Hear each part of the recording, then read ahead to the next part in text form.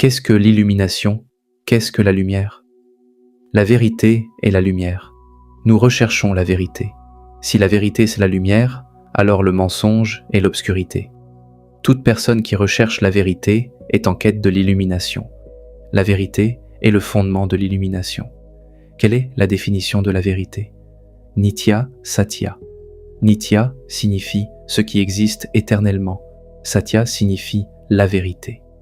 Tout ce qui existe en permanence, sans apparaître ni disparaître, est Nitya Satya. Ce qui est Nitya est Satya. Ce qui est anitya, temporaire ou impermanent, n'est pas Satya. Ce corps est anitya. Il n'est pas la vérité. Hier, il n'existait pas. Aujourd'hui, il existe. Demain, il n'existera plus.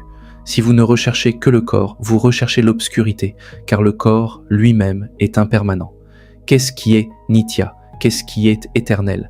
Ce qui existe à l'intérieur du corps est Nitya. Ce qui parle à travers cette bouche est Nitya. Ce qui voit à travers ses yeux est Nitya. Ce qui pense à travers ce cerveau est Nitya. Le cerveau est anitya. Les yeux sont anitya. La bouche est anitya. Le corps est anitya. Mais ce qui voit à travers les yeux, entend à travers les oreilles, parle à travers la bouche et demeure dans le corps est la conscience, que nous appelons Atma. C'est cela qui est Nitya. Partout se trouve Atma, la conscience éternelle, et c'est cela la vérité. Vous, en tant que conscience, existez toujours.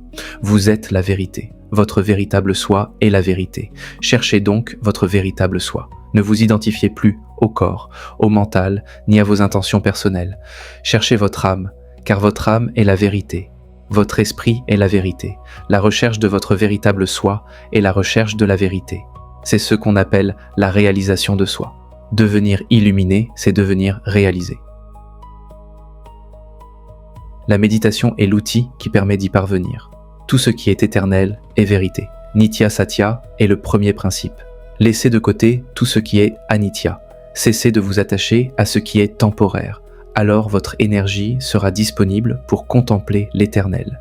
Si toute votre énergie est consacrée à ce qui est temporaire, comment pourrez-vous en consacrer à la recherche de l'éternel? Si vous souhaitez réaliser l'éternel, cessez de vous inquiéter pour le corps, le mental, votre réputation, vos biens matériels et vos attachements au monde. Lorsque j'ai commencé à méditer, j'ai cessé de me préoccuper de tout le reste. Une seule chose comptait, la recherche de la vérité. J'ai retiré mon énergie de ce qui est temporaire et toute cette énergie est devenue disponible pour rechercher la vérité.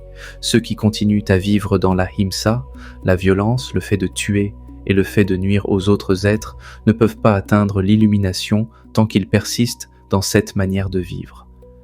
Ils choisissent l'obscurité plutôt que la lumière. Tant qu'une personne vit dans la violence et l'ingérence envers les autres, elle demeure dans le cycle des renaissances successives. La nature attend chacun avec patience. Elle n'est pas pressée de vous transformer. C'est à vous de choisir de vous transformer et de passer de l'obscurité à la lumière. Si vous n'êtes pas en harmonie avec la nature, vous resterez prisonnier de ces cycles. Si vous devenez apte à vivre selon la nature, vous en deviendrez un co-créateur. Qui est une personne apte? C'est celui qui ne tue pas, ne pratique pas la violence et ne nuit à aucun être vivant. Une telle personne entreprend la recherche de la vérité grâce à la méditation Anapana. Lorsque vous devenez conscient de votre propre conscience, lorsque vous êtes pleinement conscient de votre propre présence, vous devenez un Bouddha, un être éveillé. Vous avez alors accompli votre raison d'être. Vous avez atteint votre but. Je vous remercie.